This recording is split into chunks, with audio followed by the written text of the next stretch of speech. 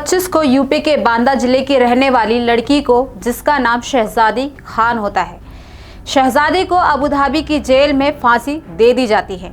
लेकिन इस बात की जानकारी विदेश में जो भारत का दूतावास होता है अबू धाबी के अंदर, उसको इस बात की भनक तक नहीं लग पाई और ना ही विदेश मंत्रालय को इस बात का पता चल पाया।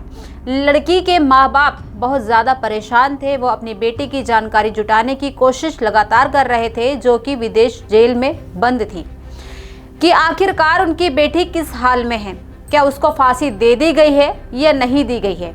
जब कहीं से कोई रास्ता नहीं मिल पाता तो बेहाल परेशान माँ बाप दिल्ली हाई कोर्ट पहुँच जाते हैं। वहाँ से पता करने की कोशिश कर रहे थे कि हमारी बेटी किस हाल में है, आखिरकार उसके साथ हुआ क्या है। जब कोर्ट ने इस मामले में जानकारी जुटाने की कोशिश की और इस मामले को गंभीरता से लिया तो लड़की की फांसी के 13 दिन बाद इस बात का पता चल पाया कि शहजादी को 13 दिन पहले ही फांसी दे दी जा चुकी है। दरअसल इस कहानी के जरिए ये पता चलता है कि गरीब माँ बाप की बेबसी के साथ ही विदेश मंत्रालय और जो दूतावास होता है कि उनकी इस मामले में कितनी लापरवाही है, कि किस तरह से माँ बाप अपनी बेटी के लिए दर दर भटक रहे थे कि कहीं से उनकी बेटी के बारे में पता चल जाए, और वहीं विदेश मंत्रालय और दूतावास है उसको इस मामले में भनक तक नहीं लगी। नमस्कार, मैं हूं बेनजीर हाशमी और आप देख रहे हैं देश रोजाना। अब जरा इस पूरे मामले की सच्ची घटना के बारे में हम आपको विस्तार से बताते हैं। यूपी का एक जिला बांदा थाना क्षेत्र, जिसका एक गांव लगता है गोयरा मुगली। दरअसल एक 70 साल का बुजुर्ग जिसका नाम शब्बीर खान होता है। शब्बीर खान की बेटी अबू धाबी की एक जेल में कैद होती है। पिछले 2 साल से हर हफ्ते वो अपनी बेटी से फ़ोन पर बातचीत करते हैं, लेकिन अब 1 हफ्ते से ज़्यादा का समय बीत गया। लगभग 8 दिन हो चुके थे, लेकिन उनकी बेटी से बात नहीं हो पाई। अब ऐसी स्थिति में वो आदमी परेशान हो जाता है। बुजुर्ग आदमी बेटी से बात ना होने के कारण उसके फ़ोन आने का इंतज़ार लगातार करता है। बार बार फ़ोन उठाकर देखता है कि कहीं उनकी बेटी का फ़ोन तो नहीं आने लगा। अब फ़ोन आएगा, बस यही राह देखते रहे। वहीं इसी दौरान उसके फ़ोन में एक अबू धाबी के ही किसी व्यक्ति का नंबर दिख जाता है। बुजुर्ग पिता बेटी के बारे में जानने के लिए उसी नंबर पर एक मैसेज छोड़ देते हैं और वहां से रिप्लाई भी आता है कि हम आपकी क्या मदद कर सकते हैं। तभी पिता मैसेज में अपनी बेटी के बारे में जानने की कोशिश करता है और मैसेज में लिखता है कि उसकी बेटी की क्या हाल है, क्या हालात हैं। अब इस बात पर पिता का कोई जवाब तो नहीं मिलता, लेकिन कई दिन बीत जाने के बाद 28 फरवरी 2025 की शाम लगभग 8 बजे के आसपास उसी नंबर के माध्यम से उस बुजुर्ग आदमी को एक मैसेज दिया जाता है कि तुम्हारी बेटी को फांसी के फंदे पर चढ़ा दिया गया है, उसको सजाए मौत दे दी गई है। बस यही बात सुनकर माँ बाप का रो रो कर बुरा हाल हो जाता है। अब जरा आपको ये भी बता देते हैं कि आखिर इस लड़की को फांसी क्यों दी गई, वो भी अबू धाबी में। दरअसल उत्तर प्रदेश के बांदा थाना क्षेत्र मंटोद के एक गांव गोयरा मुगली, वहां की रहने वाली लड़की जब वो 8 साल की थी तब उसके साथ एक हादसा हो जाता है, जिसके कारण उसका पूरा चेहरा जल जाता है। इसी वजह से जब वे बड़ी होती है तो उसकी शादी होने में परेशानी आती है। जो भी रिश्ता आता वो टूट जाता है। समाज के लोग अलग अलग तरीके से उसे ताने देते हैं, लेकिन एक दिन फेसबुक पर उसकी एक लड़के से दोस्ती हो जाती है जो आगरा का रहने वाला है और उजैर जिसका नाम है, और उसी के ज़रिए से लड़की उजैर की बुआ फूफा जो कि अबू धाबी में रहते हैं उनके यहाँ काम करने के लिए चली जाती है। और अबू धाबी जाने के बाद उनके घर का काम देखती है, एक तरह से नैनी का काम करती है। और उसी बीच उनका एक बेटा हो जाता है जो कि उनके बेटे की भी देख रेख करती है।